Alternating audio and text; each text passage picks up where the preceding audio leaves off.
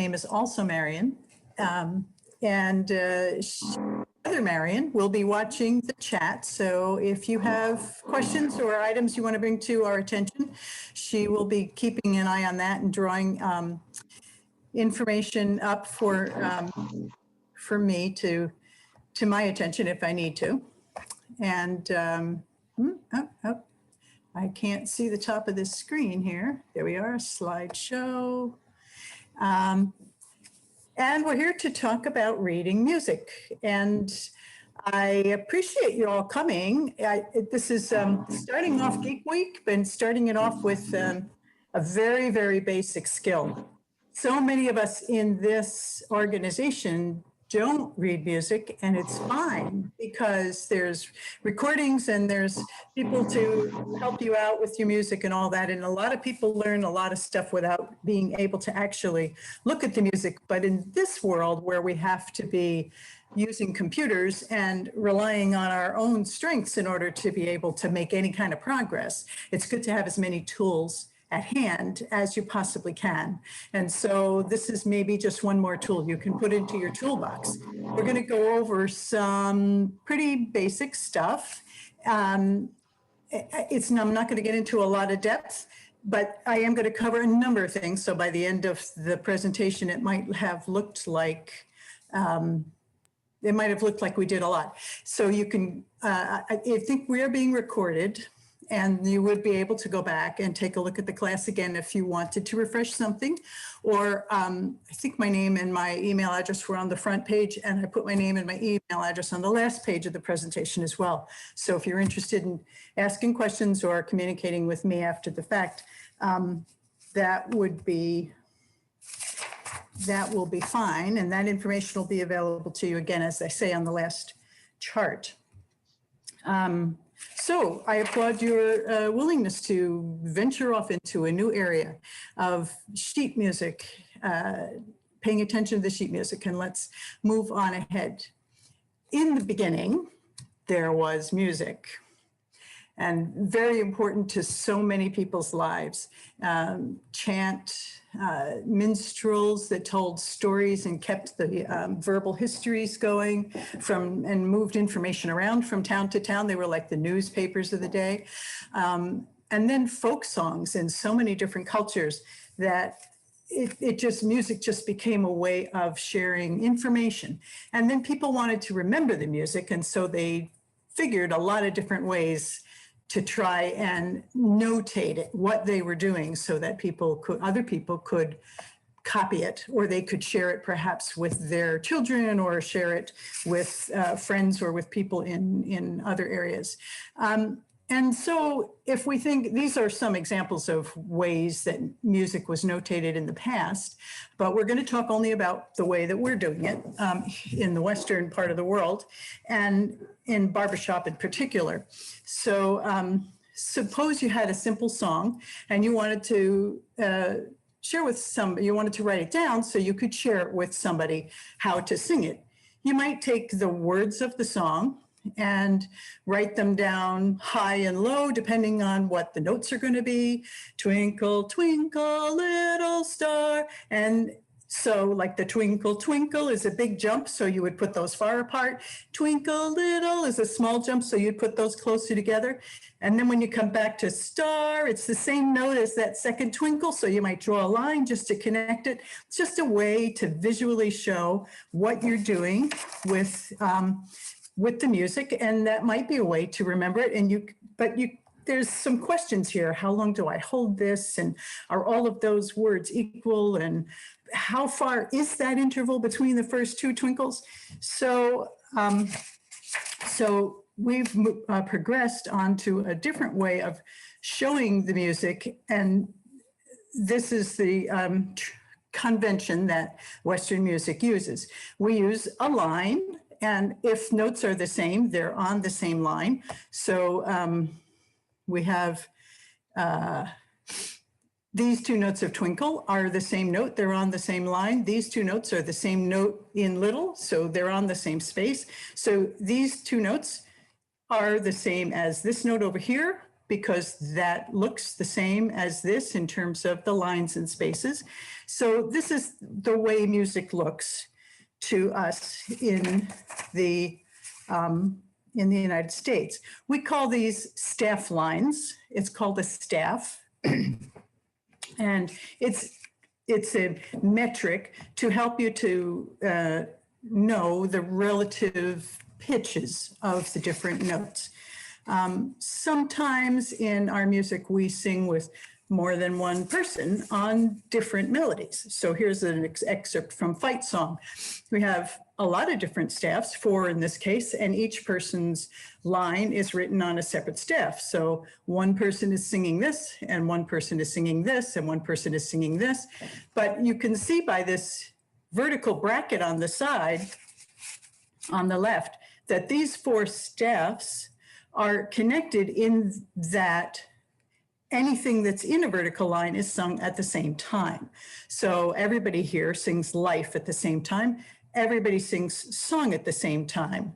Everybody sings all at the same time. You can see how these line up so that we get a sense of, now here in this case, this person is going to sing song, and these people are going to move and change notes, and they're going to actually change word and go to my, but this person is still singing song. So in this convention, you can see what's happening with each of the voices at the same time. Now, if we could write our barbershop music this way, but it would take a lot of paper. You know, Fight Song is like 16 pages when you have to print it off, mostly because there's all these 4 lines, and you can only get, this is called a bar up to here, or a measure. You can only get 2 bars here and then 2 bars on the bottom half of the page. So you need a lot of paper to print your music this way.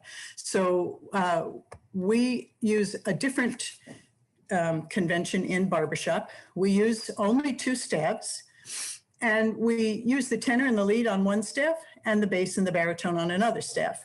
And in order to differentiate the tenor notes from the lead notes, the notes are drawn with their stems, either up or down, based on which part you sing, and the same is true with the baritones and the basses. Now you see these 2 different symbols here. They are called clef signs, and it just indicates, what these notes, what these lines are representing. They're a little different in the treble clef than they are in the bass clef. This is called the treble clef. It's also called the G clef. And this drawing here, this circle right here at the beginning of the G clef, if you think of the cursive G that's used in big G General Mills cereals, it looks something like that. So it can be kind of remembered as a G clef with that reference. And this circle right here is around this second line. We count the lines and spaces from the bottom. So being around the second line, that second line is going to be called by the letter name G, and this is a G clef. This clef is on the 1, 2, 3, 4th line of that staff, and this circle, this colon and this beginning of the symbol here are on the 4th line here. This is an F clef, and that line will be called F when we get to looking at notation.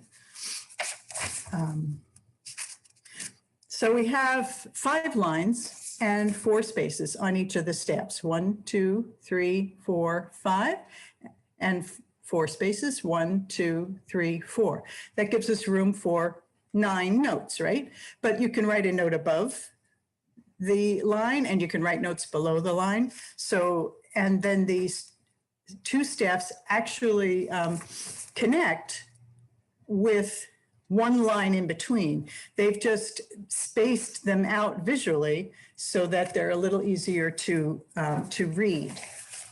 But there's really only 1 line in between. So if you are on this line and you move down 1 note, you're going to go to this space. And then if you move down 1 note, you're going to go to the line in between. I think I show that on the next slide. And the next note down will be this space, and then this line. So this is really 5 lines here, 5 lines here, and then 1 line in the middle. It's really like 11 lines to make up these 2 staffs.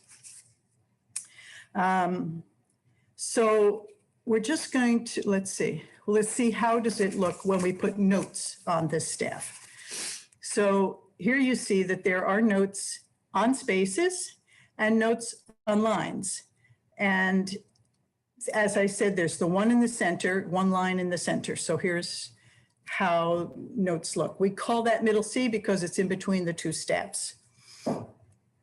On a piano, you might actually find it, that one, in kind of in the middle of your keyboard, but on an electric keyboard, sometimes there's different octaves included, so you can't always tell. But on a physical piano, you might see that right pretty much in the center of your keyboard, also called middle C for that reason. But it's really called middle C because it's in between the two steps. Excuse me, Marian. Yes. Somebody has a question about what does the little 8 on a clef mean? Right, that comes up in, there's a little 8 right here. Is that where I believe that's where the question is. It's not shown on this image, but it is shown on the next image. And in our case of barbershop, we write the notes so that they're easier to read, but they're actually written an octave lower than they are sung. So if you were to pick out the notes on the piano, it would sound like, wow, that's really far down. Baritones don't normally sing that far down, and that's true. I'll show you the little 8 when it comes up on the next line. But you can see here some stems are going up, some stems are going down. That just shows you what notes look like. That's not intended to be a separation of tenor and lead or baritone and bass on this particular image, but we'll look at the next one and see what we have. So here's an example of some music. Now I'm just going to make it a little bigger. You can see this little 8 here. That is what the question referred to. That shows that in the bass clef, these notes are written actually in a different octave than they are sung. And in the men's music, I think you'll see the 8 on the upper staff, on the treble clef, because their notes are written an octave higher than they're actually sung. It's just for clarity so that the notes are further apart and you can actually read them. But we've gone through a couple of the things on this page. You can see the bracket that ties together the two staffs. You can see the treble clef or the G clef, and you can see the bass clef or the F clef here. And there's that 8, which I was going to talk about on this chart anyway. You see bar lines or measure lines. What happens with the measure lines is that what's the duration of this measure will be the same as the duration of this measure, will be the same as the duration of that measure. So all of these notes, I'm not going to go through rhythms tonight, but all of these notes, if you played them, would take the same amount of time as if you played these, would take the same amount of time as if you played these, which are only 4 notes.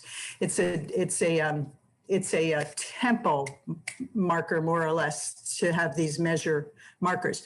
But we often will refer to measured numbers. Here's measure number 1, measure number 2, measure number 3, measure number 4. If we're learning a song and we want people to look at the music, we'll refer to the measure numbers. So this is a measure which ends with the bar, and then the next measure starts and ends with the bar. I was talking about each of the measures being of the same duration. You see over here, there's only 1 note, but it is held for the same amount of time as it would have taken you to sing all of these notes. And that's the thing, if you're not used to reading rhythms and music, it's a thing to be aware of. If somebody is giving you a pulse for you to sing with, that pulse is usually happening at the beginning of each measure. And so you would pay attention to that and pace yourself as you're moving through the music. And if you're listening to a learning recording, generally of an uptune, because an uptune keeps a pretty steady tempo, whereas a ballad does not, you would think in terms of that pulse and keeping yourself equal. I've been in choruses being coached where the coach stands up front and says, you have to keep the same tempo for everything you're singing in this uptune. And that's why it's by definition here that you want to keep the same duration of each of the measures in order for the uptune to have a consistent sounding tempo. And as I say, I'm not going to be covering rhythms right now, but on Wednesday night, Wendy Pachter will be covering rhythms. I have seen her class twice, and it's a fun class. So if you're interested in learning a little bit about how to read the rhythms, that would be a great class for you to take a look at. So I am not seeing everybody's picture, but if you are a tenor, you would be, okay, you would be using the notes that have the stems going up on this line. If you're a lead, you would be using this line with the notes with the stems going down. Now here you have only one note, but the stem goes both up and down, which means that the tenor and the lead are singing the same note at that point in time. And here we have baritones. If you're a baritone, you'd be singing the notes with the stems going up on this staff. And if you're a bass, you would be singing the notes with the stems going down on this staff. That's just all the stuff that we've already covered. Come up little, there's supposed to be a little arrow thing here. I'm not seeing it for me to, oh, you know what? I think I have the picture too big. There we go. So are there other questions at this point? That's just really basic, just what you're looking at on the music. I'm going to go through a lot of detail about what else is on there, but are there any questions about the staffs and the lines and the spaces right there? Okay, not hearing anything from Marian.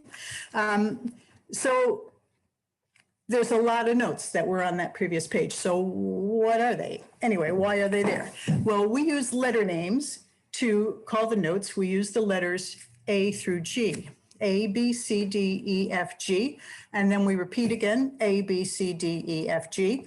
And those letter names have specific positions on each of the steps. Remember, I told you that one line is G and it's marked by the G clef, and one line is F and it's marked by the F clef, and one line is C and that's in the middle of the two steps. So very specific positions on each of the steps. And here's an image. If you went to the handouts, you would have a copy of this to look at yourself. This is the grand staff again, and we're starting with the bottom line of the F clef and showing that that letter name is G. It's a convention. It's just the way it is. It's just something to memorize. Or as I say, you can go to your space markers. This line over here is that note, which we already know is F. The line in the middle, which they're showing it up here, is C. And this line up here on the G clef is G. So those are your space markers to know. And another one that I like to remember is that the very first space on the bass clef is A, and I'm starting my alphabet there. So A, B, C, D, E, F, G, and starts again, A, B, C, D, E, F, G, A, B, C, D, E, F, G, and just continues on, whether you're writing above the staff or below the staff. In this image, they've related it to the white piano keys. And so a piano has black keys as well, which are in a pattern. You see 3 black keys, 2 black keys, 3 black keys, 2 black keys. That helps you know where you are on the piano. The 2 black keys, the white key to the left of that is C. In every case, here's 2 black keys, the white key to the left of that is C. 2 black keys, the white key to the left of that is C. And likewise, all of these notes have specific places on the piano where they are. So we will be referring back to this concept in the course of the presentation, that there's letter names that go with each of these lines and spaces, and that the lines and spaces are associated with the white keys of the piano. Let me talk a little bit about scales. When we sing a scale, we sing 1, 2, 3, 4, 5, 6, 7, 8, or do, re, mi, fa, sol, la, ti, do. Different people learn different conventions, but they're equivalent. So you start the scale and end the scale. This could be called 1, doesn't have to be called 8. So you start and end the scale on do. And if I were to play a scale on my piano, can you see it? for me to hold it up for you to see, I guess I have to stand. If I was to play a scale on the white keys, you can hear a very typical scale. If I wanted to start in a different place on a different white key,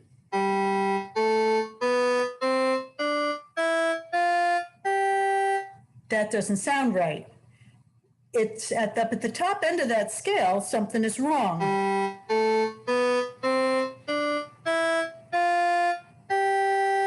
This next to the last note is not really high enough. It needs to be played higher. It needs to sound higher in order for that to sound like a scale. So instead of hitting that key, I'm going to hit the black key, which is a little bit further up and is going to have a different pitch. So I'm going to start here again.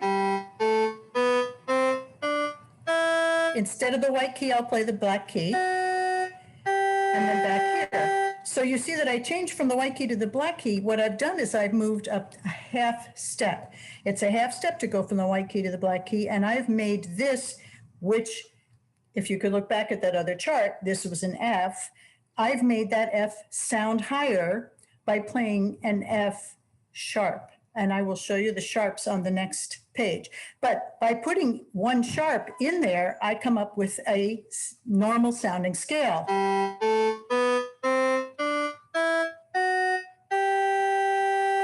Give you another simple example. I'll start down on this key and play all the white keys. Now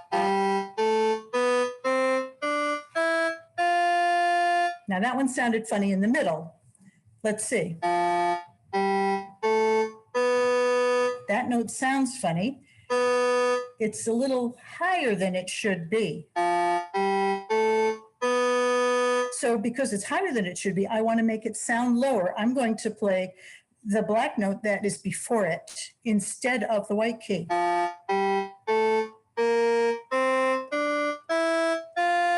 And now it sounds like a normal scale. So what I did here was I took this key, which if you look back at that or the chart, this is a B, and I made it a B flat by playing it a half step lower. I'll come back to this chart to go on to the octaves, but I'm just talking right now about accidentals. And so I wanted to point them out and show you what they look like. This is the symbol that's used for a sharp when you're going to want to play the note or sound the note a half step higher than what it would otherwise sound like. And I look at it as like a little ladder. It's kind of like a hashtag, only it's actually angled the opposite way. So it's like a ladder that you're going to climb up. That's one way to look at it. And a sharp makes a note sound higher. This is a flat symbol. If I had to take that F and make it into an F, a B and make it into a B flat, this is the symbol I would use. And it looks kind of like a chair, the side of a chair. So you might sit on that. And if you're going to sit down. It's going to make the note sound a little lower. So that's one way to think about flats.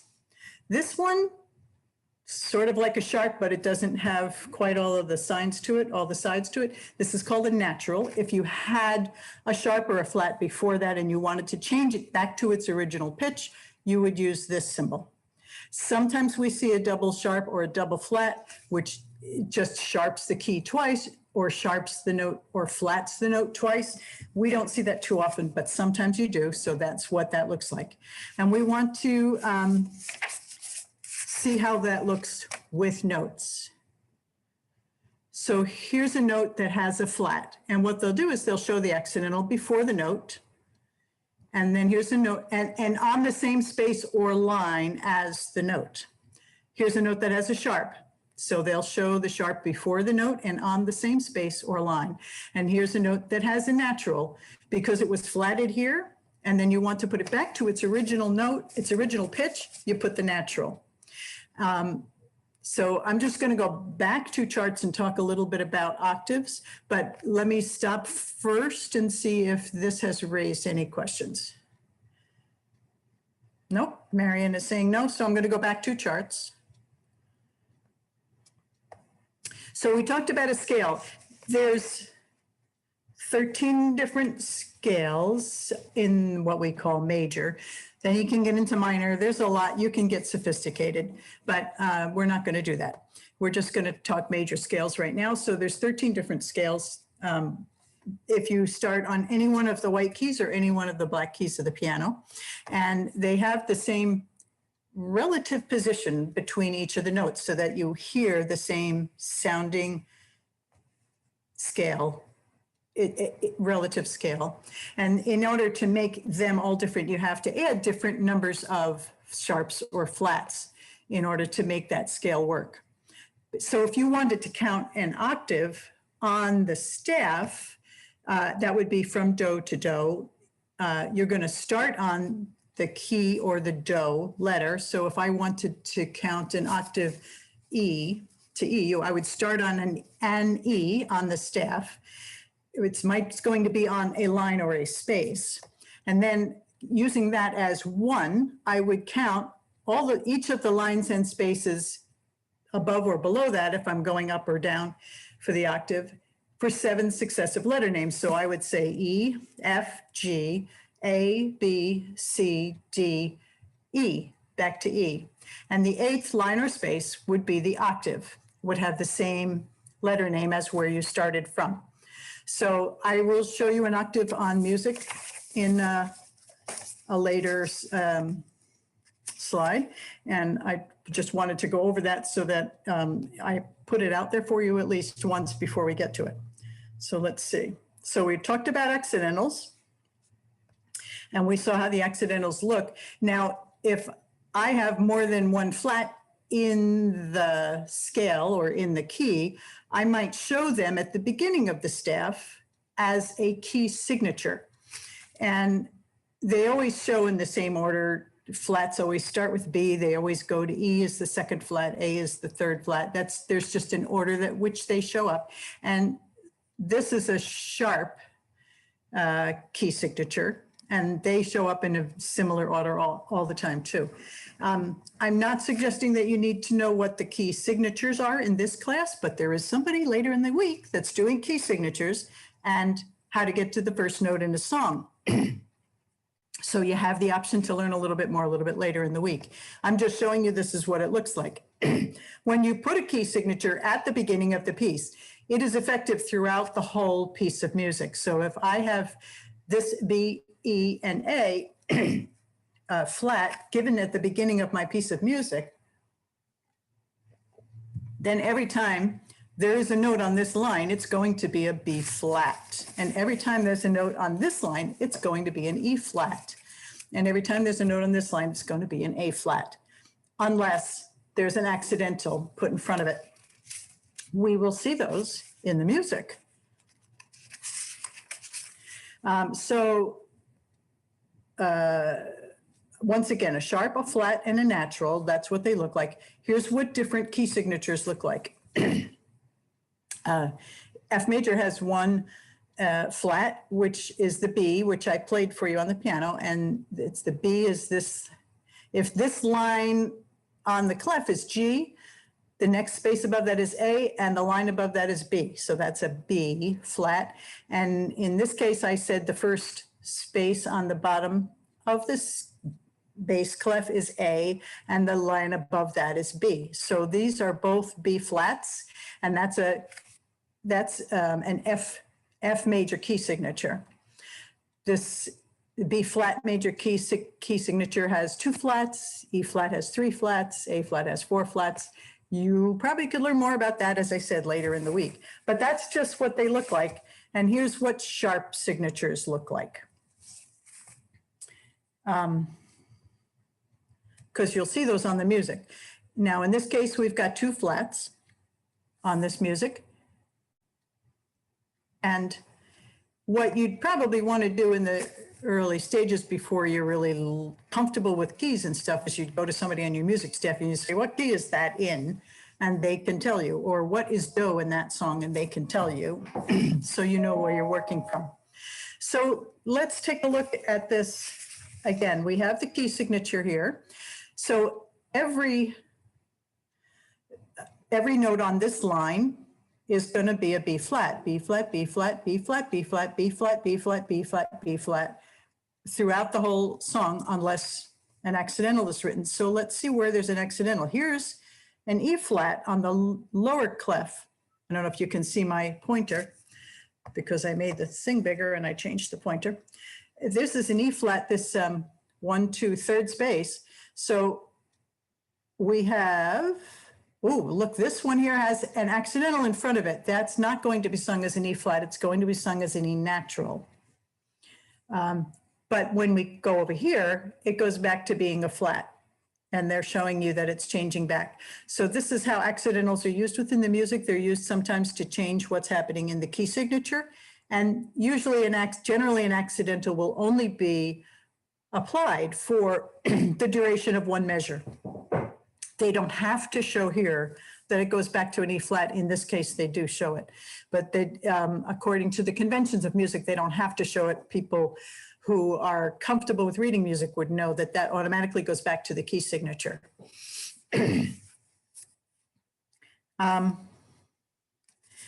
the lead, we have this space below the line is a D, and here it's not shown with anything in the key signature, so typically it would be just the white key on the piano, but in this case, they want you to sing it a half a step lower. They've given you a flat sign, and then in the very same measure, they've moved it back up to its natural, it would be, you would play that again on the white key instead of the black key lower, because they've canceled out the other accidental by putting the natural in. So that's how the naturals look.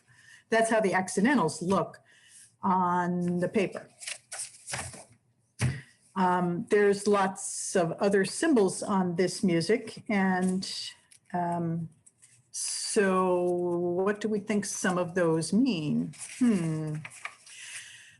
I'm going to go back and forth between this page and the next page and point out some of these things on your music. And you can stop to ask questions if something doesn't make sense.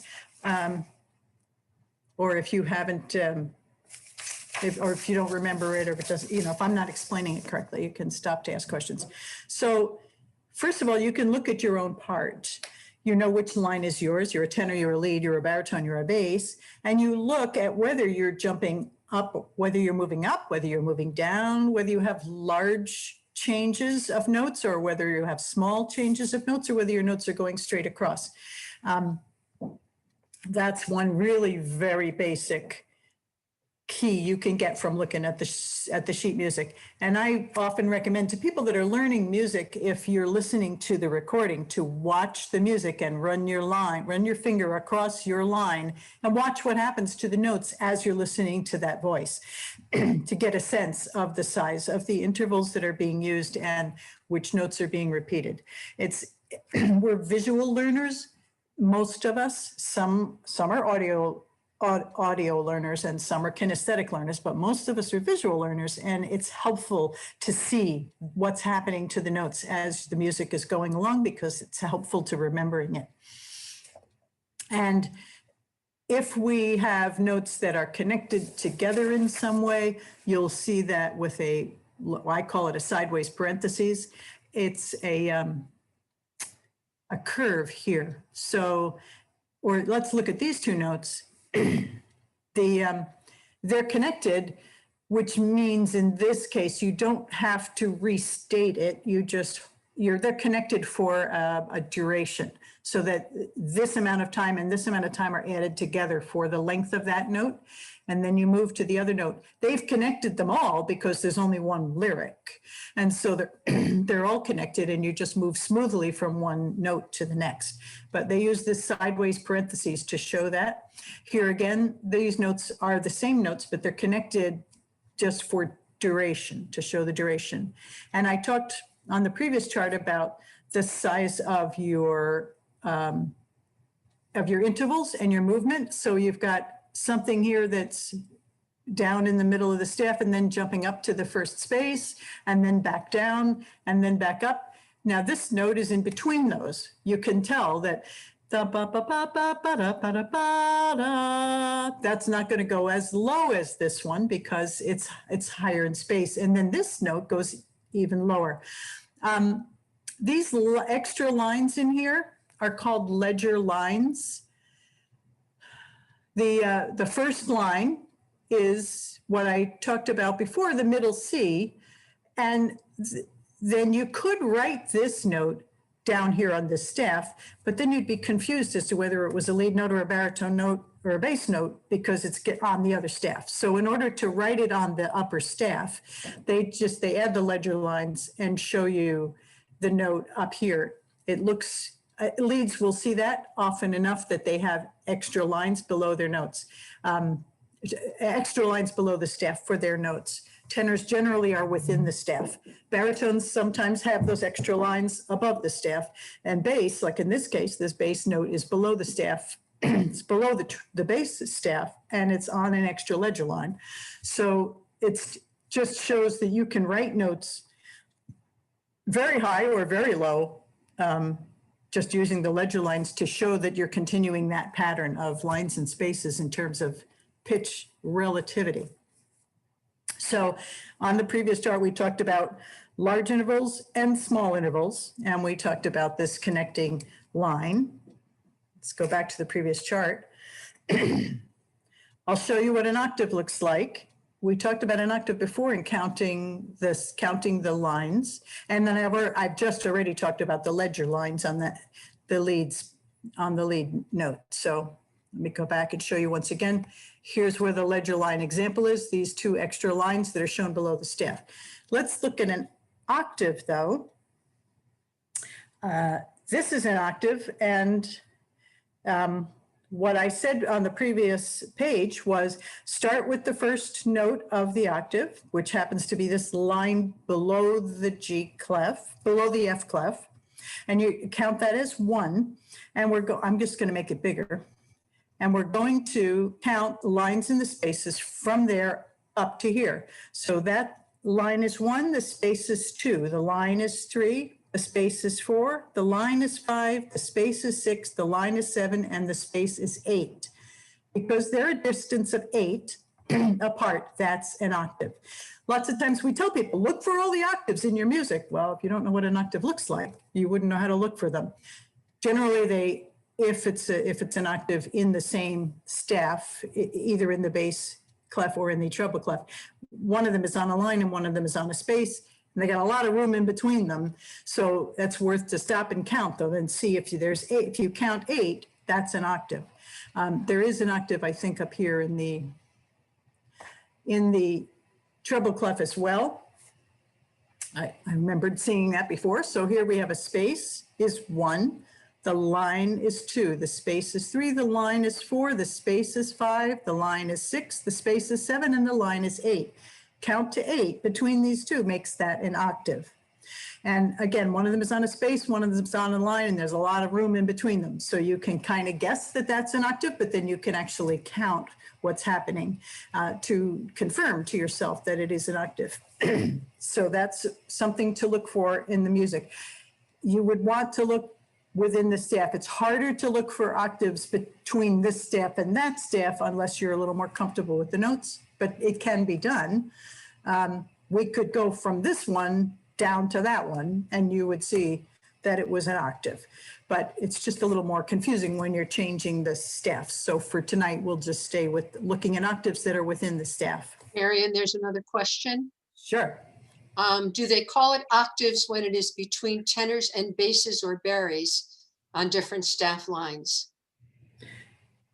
Yes, that does happen. Lots of times tenors and basses will have an octave on different staff lines. Here's a case where there's a tenor note. It happens to be an octave with the lead, but also with the bass. So that would be a tenor bass octave, yes. It is called the same thing.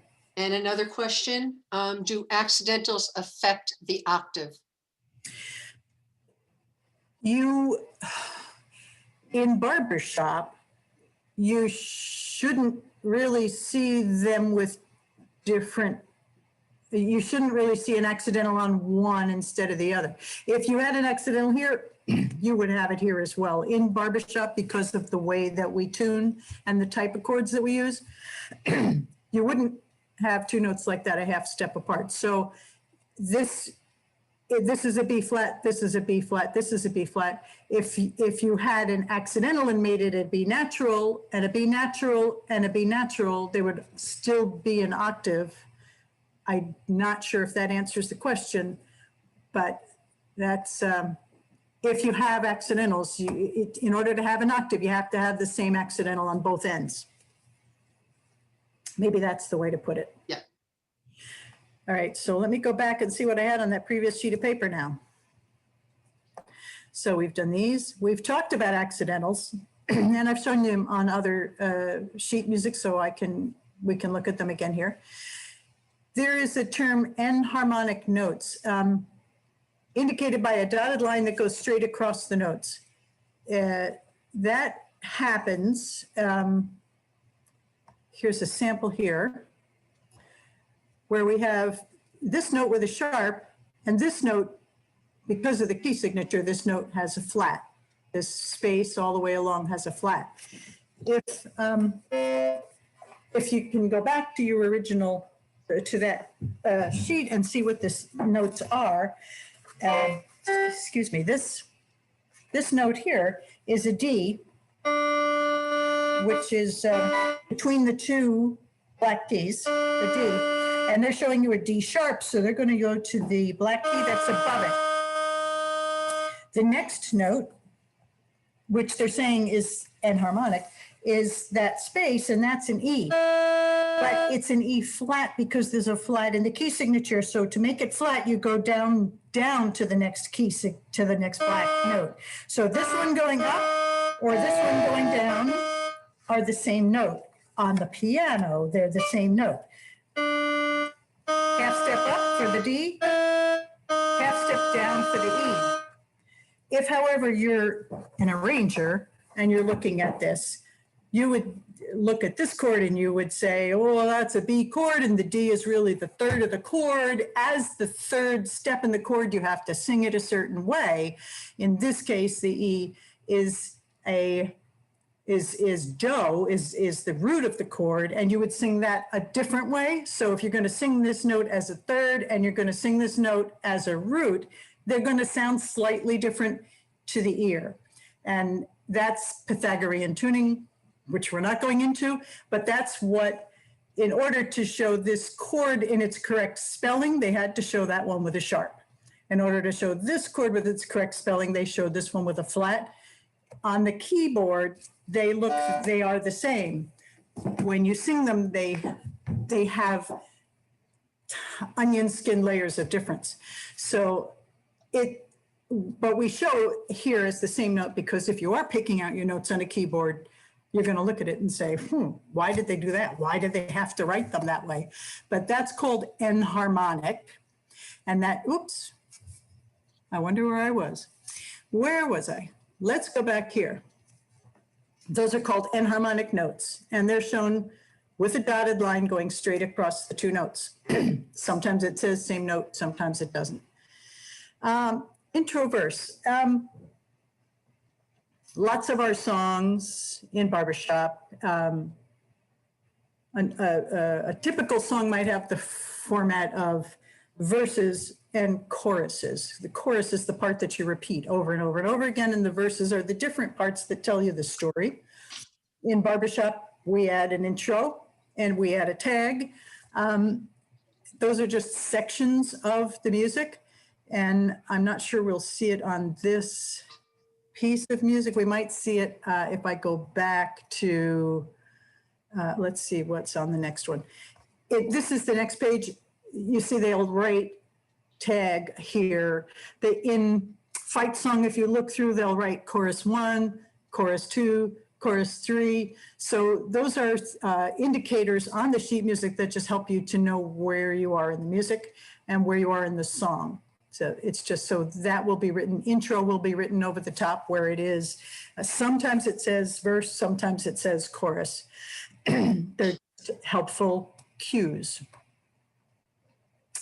And then some songs, like choruses, you sing them more than once. So it's a repeated section, and they could write all the notes out twice, or they could use what what they've designed as a repeat sign, which I like to think of looks kind of like a little bumper. Car with a bumper. Let's look at this right here. I'm going to make it a little bigger just so you can see it. There's a line and a colon. It's not on any of these other things, so it's not typically there. It's only there for that measure. And that, I think of it like a little bumper car when there's another one of these at the other end of the repeat. And when you get there, you bounce off it and you go back to this one and you sing again. So it's kind of like just a little bumper here. That's a repeat sign. This phrase, church bells will be ringing and I'll march with Ma and Pa. How the church bells. I got to make it smaller and turn the page. I don't know if I have the whole thing, but you go through the whole phrase and at the end, there's the other bumper. There's the other repeat. When you, church bells will be ringing, hey diddle diddle. I'm not in the right part of the song, but here we are where the repeat is. You'll say again, soon and you'll go to the previous page, church bells. Sorry about this big and small. I'm just trying to show it to you. Soon the church bells will be ringing. See, that's just instead of writing it out twice, they wrote it once because it is the same. All the harmony parts are singing the same thing. The melody part is singing the same thing. All the rhythms are the same. All of the accidentals are the same. They may sometimes give you a second verse of words, but in this case, it's exactly the same. And so they just show a repeat sign. And I'll show you that next page. In this case, here's the repeat sign. The first time you sing it, you're going to sing this number 1 ending, and then you're going to go repeat. And the second time you sing through, you're going to skip the number 1 ending and you're going to go to the number 2 ending. And there, that heads to the tag. So this is how a repeat would be shown. You're going to sing up to the repeat sign, go back to the previous repeat sign and sing again, and then jump to the second ending and the tag. So sometimes you'll see this kind of notation, first ending, second ending. That's all it means, is that you just repeated the section before and you're gonna go to a different place after you sing this measure. So they showed you it with a second ending. That one can be confusing to people. You got to flip the pages. It's not friendly, but it is an easier way to write it. So some parts of the song have repeated phrases. Let's see, measures 34. Melody line changing parts. Okay, sometimes usually the lead has the melody part in our art form, but not always. Sometimes the tenor gets it, sometimes the bass gets it. Let's find this measure 51 to 55. Let me see where that is in the pages and I'll show you what it looks like. It's right here. 34. Here the lead has the melody and then you have this dotted line. Now the bass has the melody. And then the dotted line comes here and the lead has the melody again. So if you see that dotted line, actually, sometimes it goes from lead to tenor, doesn't always cross the staffs, but it goes from part to part. Very seldom goes to baritone, of course, but it shows you that's what that diagonal dotted line is. Just shows you that the melody is moving to another part in the song. So there's all these things that we've just learned to use on the music that are so helpful when you're learning the music to look at these things. I showed you once before one part holding a note while another part is moving. I think I showed that in Fight Song. I'll look again. I just went over the repeat signs, first and the second endings. That's similar to related to this, the first ending and the second ending. And then a place where we have unison. All 4 parts are on the same note. Well, this isn't unison because there's an octave, but everybody in this case, if you look at the chart with the letter names, you'll see that this is a B flat, this is a B flat, and this is a B flat. Everybody is on the same pitch, but the basses are an octave down. Actually, this is written an octave down, so the basses are actually singing up here. the same note as the leads in this case. The bass, the baritone, and the lead are all on the same note here. The bass and the baritone are together, but it's an octave up, which is the same as this. And the tenor is the one that's singing an octave. So you have 3 parts in unison and 1 part that's at an octave in that case. And I don't think I have an example of the last thing on this chart. Inversion of tenor and lead part. If the tenor notes are sung lower than the lead notes for a few notes or 1 measure of the song, they'll draw an X above the note. And you can see by which way the stems are going, so these 2 notes are very close together. If they were reversed, if the tenor had the G and the lead had the higher note, there would be an X right up here above it on the music. I don't have an example of that in this particular set of charts. I'm sorry about that, but that's what that notation means, that the tenor has to sing a little bit lower than the lead. So there's a lot of different, a lot of symbols you can look at and get used to as you look at them. And as I say, if you're listening to a learning recording and following your line, you might see some of these notations occurring as you're going through it. And so it's just good to know what they are and get used to them and how they're happening in your learning recording. So I went through those. I wanted to talk a little bit about how to find your first note in a song. And once again, this is going to involve taking that chart of letter names and note names and counting. So you would ask somebody in your music staff, what is the key that the song is written in? And what is the pitch that we sing it in? Because they're not always the same. Sometimes we raise the song up a half a step, sometimes we raise it up a full step. So you'd want to ask your music staff for both of those pieces of information. Excuse me, Marian, we have another question. Okay. Is inversion ever shown with the bari and the bass? It could be. You know, in fight song, there's a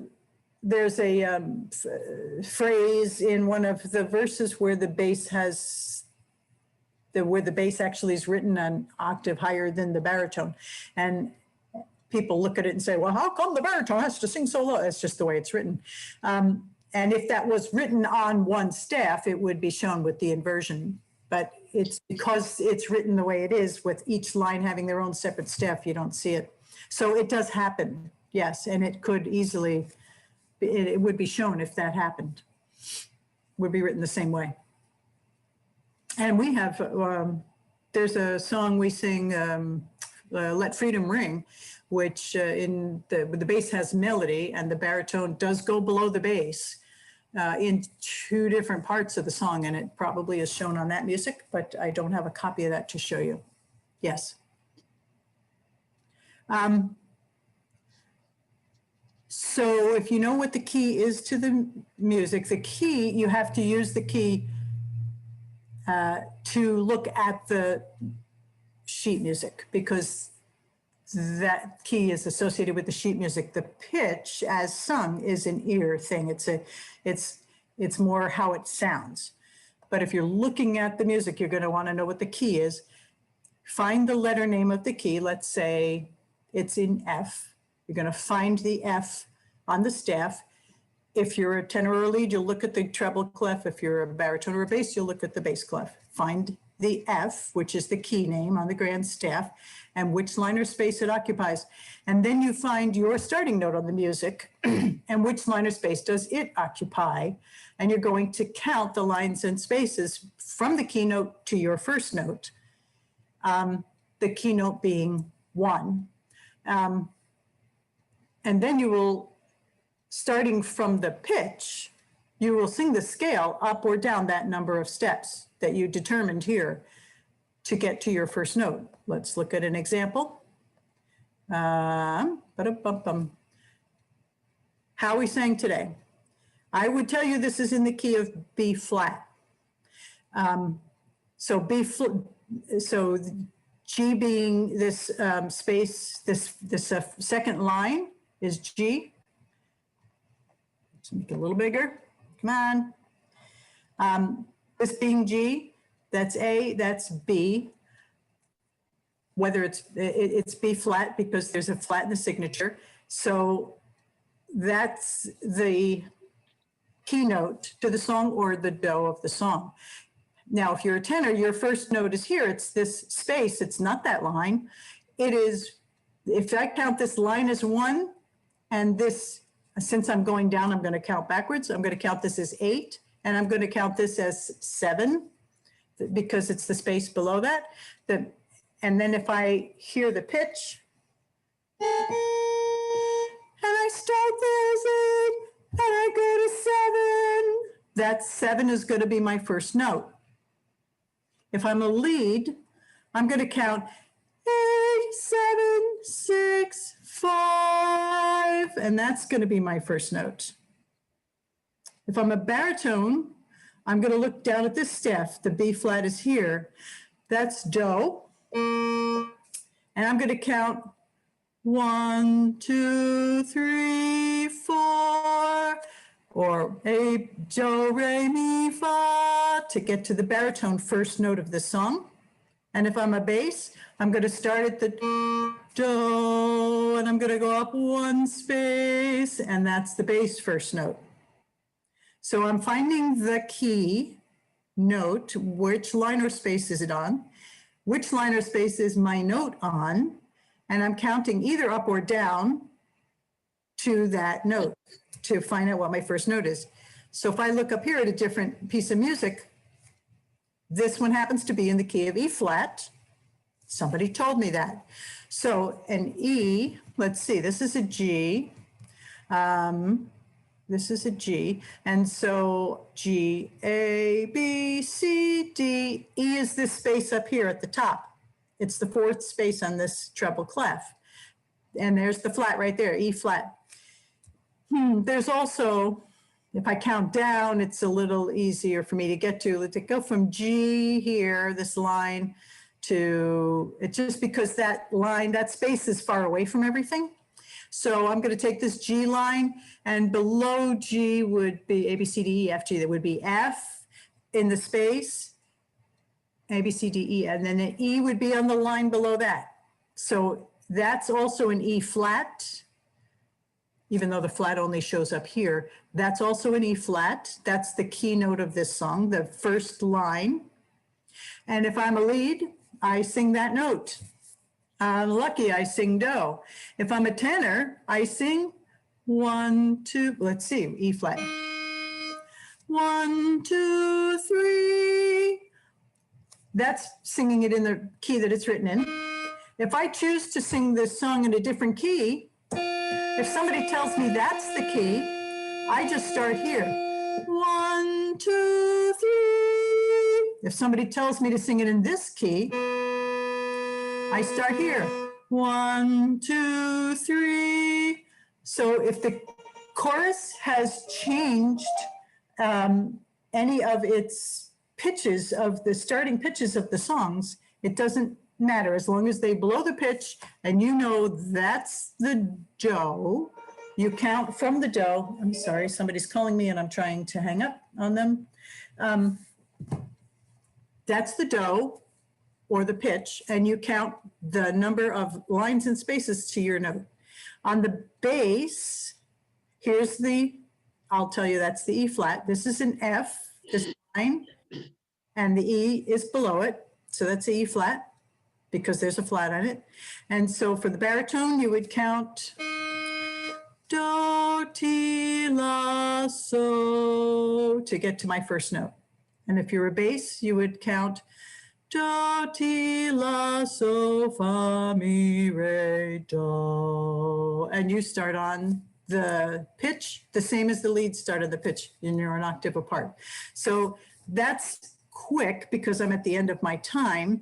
But the presentation later in the week that talks about key signatures and how to find your first note. So you can use you can attend that one if you're interested and see if there is more in-depth information or just a repeat of what I've already said, or maybe a different clue for you to use to look at it. So music notation is simply a language, a written language. And anytime we're learning something new, it's going to pose difficulties to us, and you're not going to remember everything, but you remember bits and pieces, and the more you practice with it, the more you become comfortable with it, and you can learn to use it while you're learning your music. That's the best time. Once we've learned the songs, sometimes we change things, then it's harder to look at the music and remember what was changed. But you can use it there to just as a helpful tool to help you learn a new piece or remember a piece that you want to go back and pick up after a couple of years of time, and use it along with the learning recordings and see what you pick up and what you become familiar with. And I think that it's a very worthwhile tool for everybody to try. And I'm glad that you're here tonight to learn about it. I hope that's helpful. If you feel like unmuting and speaking, that would be.